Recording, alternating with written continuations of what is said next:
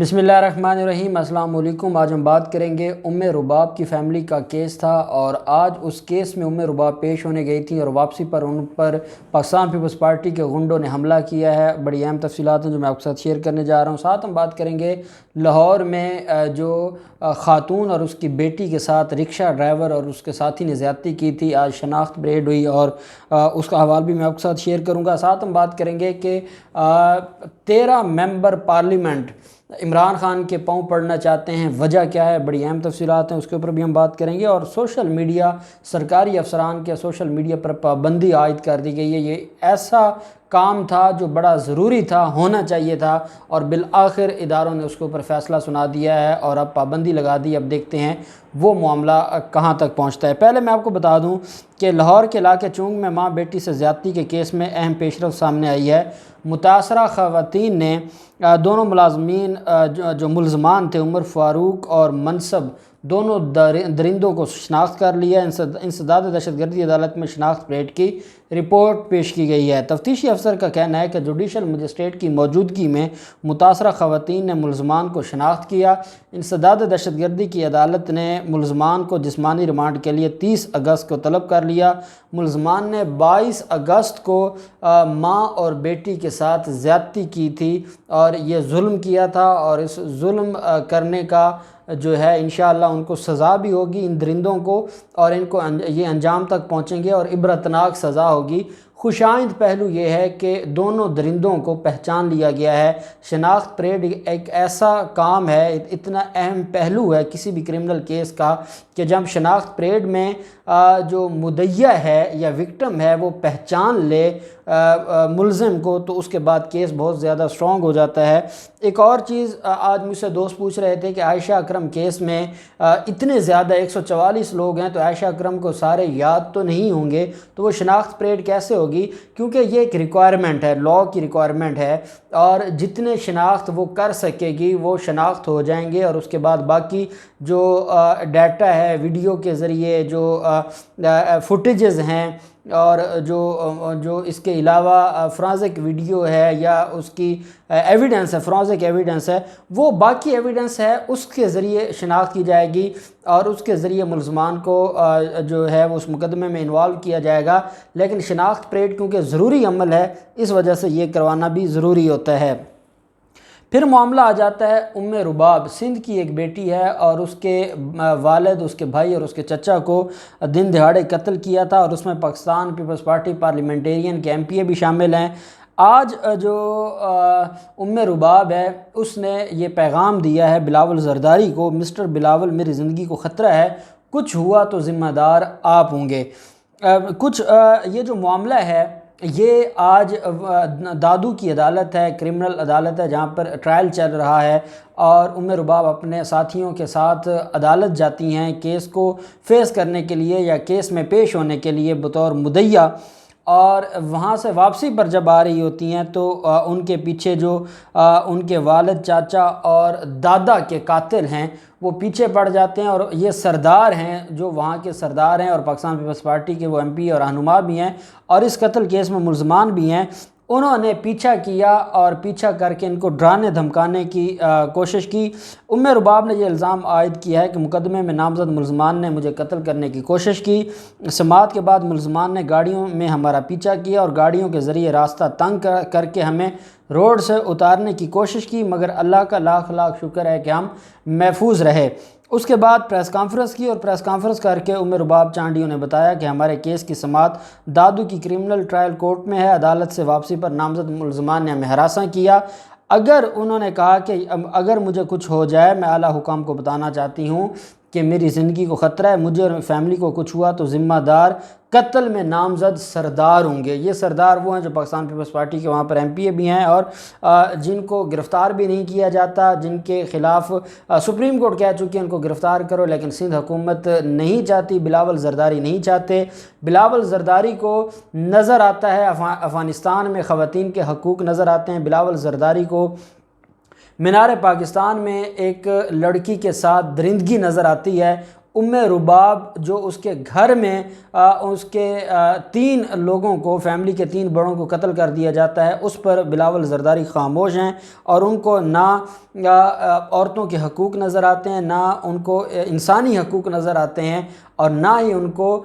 یہ نظر آتا ہے کہ یہ انصاف کا قتل ہے اگر جو اصل ملزمان ہیں ان کو گرفتار نہیں کیا جا سکتا۔ تو اب دیکھتے ہیں کہ یہ جو کیس ہے رباب کا، یہ کہاں تک پہنچتا ہے، اور ہم امید کرتے ہیں کہ جو اصل ملزمان ہیں ان کو سزا ملے گی۔ سرکاری ملازمین کے جو سوشل میڈیا اکاؤنٹس ہیں اور سوشل میڈیا استعمال کرنے پر پابندی عائد کی گئی ہے، اور سرکاری اداروں سے وابستہ تمام ملازمین کے سوشل میڈیا استعمال کرنے پر پابندی کی گئی ہے۔ وزیر اعظم عمران خان کی ہدایت پر اسٹیبلشمنٹ ڈویژن نے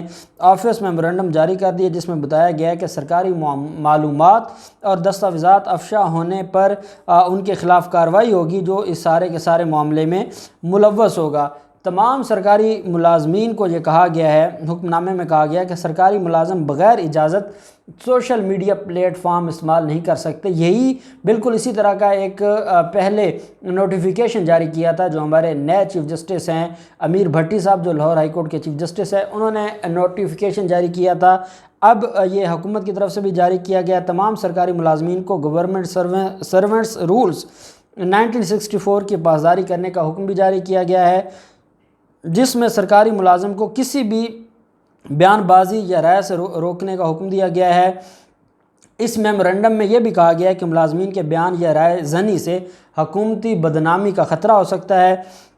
گورنمنٹ جو سرونٹس رولز ہیں 1964 سرکاری ملازم کو کسی بھی بیان بازی یا رائے کے اظہار سے روکتا ہے، اور یہ جو معاملہ ہے سوشل میڈیا کے استعمال کا، اس کی وجہ سے بہت دفعہ مسائل پیدا ہوتے ہیں، اور ان مسائل کی وجہ سے جو سرکاری ملازمین ہیں یہ پابندی لگائی گئی۔ اور میں یہ سمجھتا ہوں کہ یہ پابندی ضروری تھی کہ جو سرکاری ملازم ہے وہ سرکار کا وفادار ہونا چاہیے، اور اس کو وہاں جو انفارمیشن ہے وہ لیک نہیں کرنی چاہیے، یا ویسے رائے زنی نہیں کرنی چاہیے، اس کو کسی بھی سیاسی گروپ کا حصہ نہیں بننا چاہیے، کیونکہ آج اگر کسی کی حکومت ہے، کل کسی اور کی حکومت ہوگی، تو وہ اگر سیاست میں ملوث ہو جائیں گے تو وہ اپنے کام کو، اور پھر آپ یہ بھی دیکھیں کہ آپ کسی بھی سرکاری آفس میں چلے جائیں، آپ حتیٰ کہ سرکاری ہاسپٹل میں چلے جائیں، ڈاکٹرز بھی بیٹھے ہیں، فون ان کے ہاتھ میں ہے، وہ اپنے فون پر لگے ہیں، نرسیں بھی اپنے فون پر لگی ہیں، اور مریض دھکے کھا رہے ہیں۔ اسی طریقے سے آپ کسی سرکاری جب آفس میں چلے جاتے ہیں وہاں بھی یہی حال ہے، تو اس پر پابندی ضروری تھی۔ دوسری طرف وزیر اعظم عمران خان کے حوالے سے آج آپ جانتے ہیں کہ شہباز شریف سے بھی یہ سوال پوچھا گیا ہے کہ شریف خاندان میں کوئی لڑائی ہے، جو ان ہاؤس تبدیلی ہے پنجاب میں، یا پنجاب کی سیاست کے حوالے سے کوئی لڑائی ہے، جس پر شہباز شریف نے کہا کہ یہ ساری افواہیں ہیں، کوئی لڑائی نہیں ہے۔ اس پر پھر سوال پوچھا گیا کہ بلاول زرداری نے جو کہا ہے کہ پاکستان جو پیپلز پارٹی آپ کے ساتھ ہے، اگر عثمان بزدار کو ہٹا دیا جائے تو حمزہ شہباز کو وزیر اعلیٰ بنا دیں گے، تو اس پر انہوں نے کہا کہ ابھی تک ہمارے ساتھ کسی نے رابطہ نہیں کیا، اور ہم کسی کے کہنے پر نہیں کریں گے، ہم جو اوریجنل فیکٹس ہیں ان کو دیکھ کر ہی کوئی فیصلہ کریں گے۔ یہ بیسیکلی جو سٹیٹمنٹ ہے یہ اس لیے دی جا رہی ہے کہ جب سے جہانگیر ترین گروپ فلاپ ہوا ہے، ان کا ایجنڈا فلاپ ہوا ہے، اور وہ جو وزیر اعظم عمران خان کو بلیک میل کرنا چاہتے تھے، یا وزیر اعظم عمران خان کو ڈرا دھمکا کے ریلیف لینا چاہتے تھے، جب وزیر اعظم عمران خان ان کے سامنے نہیں جھکے اور وزیر اعظم عمران خان نہیں ڈرے، تو اس کے بعد جیسے ہی جو ترین گروپ ہے وہ آہستہ آہستہ ٹوٹنے لگا، اور یہ ترین گروپ ٹوٹتے ٹوٹتے آپ کے نالج میں ہے کہ جو معاملہ بنا تھا نذیر چوہان کا، نذیر چوہان کے معاملے کے بعد، نذیر چوہان کے معاملے نے آنکھیں کھول دیں باغی گروپ کی۔ نذیر چوہان کے اس کیس کے بعد، اور جب نذیر چوہان اکیلے ہو گئے تھے اور پھر بھی عمران خان نے شفقت کی اور معاف کیا، حالانکہ جو الزام لگایا تھا وہ اتنا بڑا الزام تھا کہ جو معافی کے قابل نہیں تھا، لیکن وزیر اعظم عمران خان نے بڑے پن کا مظاہرہ کیا اور ان کو معاف کر دیا۔ اس پر اعلان کیا تھا نذیر چوہان نے کہ 11 ایسے ممبرز ہیں اسمبلی کے جو وزیر اعظم عمران خان کے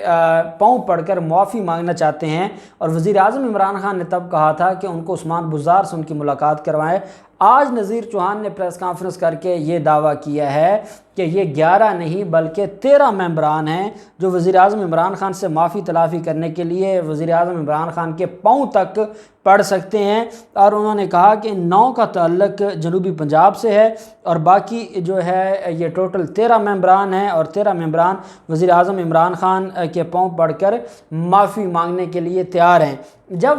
یہ سب سے بڑا ایج تھا اپوزیشن کو، اور مسلم لیگ نون اور پاکستان پیپلز پارٹی ان کی بنیاد پر، اور پرویز الہی بھی ان کی بنیاد پر دھمکیاں لگا رہے تھے اپنی کرسی پر بیٹھ کر، اور پاکستان پیپلز پارٹی اور نون لیگ بھی ان باغیوں کی بنیاد پر عثمان بزدار کو گھر بھیجنا چاہتی تھی کہ اگر انہوں نے ساتھ نہ بھی دیا اپوزیشن کا تو کم از کم یہ عمران خان کا ساتھ نہیں دیں گے، اور جہانگیر ترین گروپ مخالفت کرے گا۔ لیکن وقت نے یہ بتا دیا کہ وہی قائم رہتا ہے جو درخت کے ساتھ رہتا ہے، اور جو درخت سے کٹے وہ ختم ہو جاتا ہے۔ اب یہی جہانگیر ترین گروپ ہے۔ جہانگیر ترین نے اپنے خاص ممبر نذیر چوہان، جس نے جہانگیر ترین کو بچانے کے لیے اتنا بڑا الزام لگا دیا تھا، اس کا حال احوال نہیں پوچھا، تو باقی ممبران کو بھی یہ بات پتہ چل گئی ہے کہ وہ کتنی اوقات میں ہیں اور یہ معاملہ کہاں تک جا سکتا ہے۔ اس وجہ سے وہ وزیر اعظم عمران خان کے پاؤں پڑنا چاہتے ہیں، اور اگلے چند دنوں میں ملاقات ہونے والی ہے۔ جو جہانگیر ترین گروپ کے باغی ارکان ہیں وہ وزیر اعظم عمران خان سے ملاقات کرنے جا رہے ہیں۔ میں یہ سمجھتا ہوں کہ یہ ایک ایسی پیش رفت ہے، اس کے بعد اپوزیشن کے لیے راستہ بند ہو گیا، اور اپوزیشن کی جو بلیک میلنگ ہے اب وہ بند ہوگی، اور سب سے بڑی بلیک میلنگ جو ہے وہ پرویز الہی کی تھی، وہ بھی انشاءاللہ بند ہوگی۔ اللہ پاک پاکستان کا حامی و ناصر ہو۔ بہت شکریہ۔ اللہ حافظ۔ پاکستان زندہ باد۔